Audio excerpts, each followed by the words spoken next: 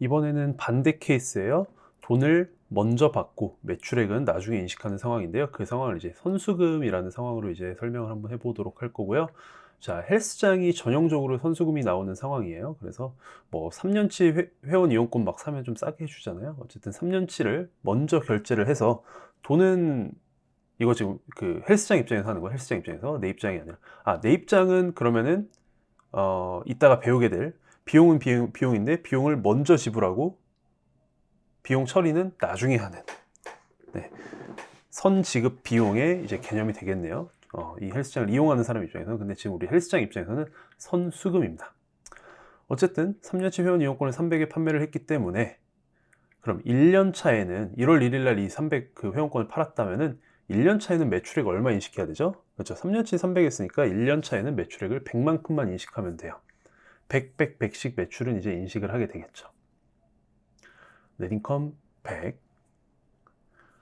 우리 이 100은 두 줄로 무조건 뿌려준다 그랬죠? 자, 현금흐름 표는 플러스 100에서 이제 출발을 할 거고요.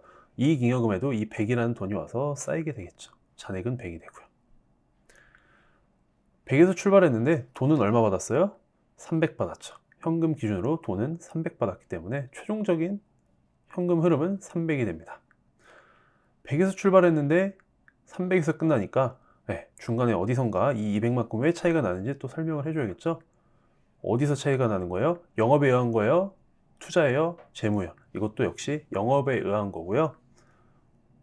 Deferred Revenue의 증가, 한국말로는 선수금의 증가 혹은 이연 수익의 증가, 이런 식으로 이제 표현을 써주면 되는데 그건 이제 중요하지 않고요. 어쨌든 뭔가가 증가해서 200만큼 플러스다. 자, 이거는 나중에 헬스장 입장에서는 의무가 생긴 건가요? 아니면은 나중에 받을 권리가 생긴 건가요? 이거는 의무가 생긴 거죠. Deferred Revenue는 그래서 부채 계정입니다. 밸런스시트에서는 부채 계정이고요. 부채가 증가했으니까 현금 흐름도 같이 증가하죠. 부채랑 현금 흐름은 방향이 같다라고 말씀드렸어요. 부채가 증가, 현금 흐름의 증가. 그래서 100에서 출발했는데 200만큼 설명을 해줘서 300에서 이제 현금 흐름 완벽하게 설명이 되었고요. 이 300만큼 플러스 된 거는 다음 해가 되면은 우리 캐시에 와서 이제 쌓이게 되는 거죠. 그래서 현금이 300만큼 쌓이게 됐고 잔액은 300만큼 남아 있는 거고요. 문제는 왼쪽이 300만큼 더해졌는데 오른쪽은 지금 100밖에 플러스가 아닌데 양쪽 다 밸런스를 맞춰주기 위해서는 오른쪽에서 뭔가 200을 더해줘야겠죠. 어느 거죠?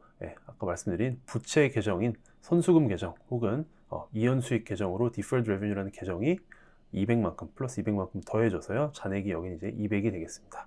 오른쪽 플러스 300, 왼쪽 플러스 300 해서 이런 모습이 이제 완성이 되었고요.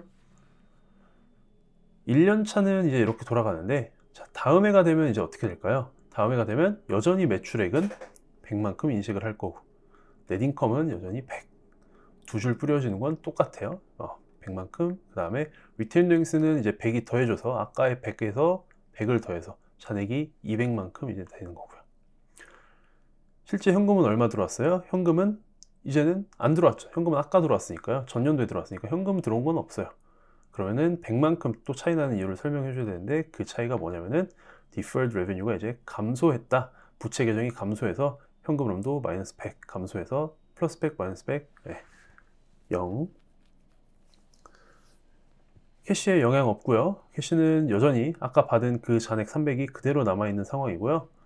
오른쪽은 0 변화가 없고 오른쪽은 플러스 100 어디서 조정을 해주냐면은 Deferred Revenue 요게 이제 100만큼 감소를 하게 되는 거죠.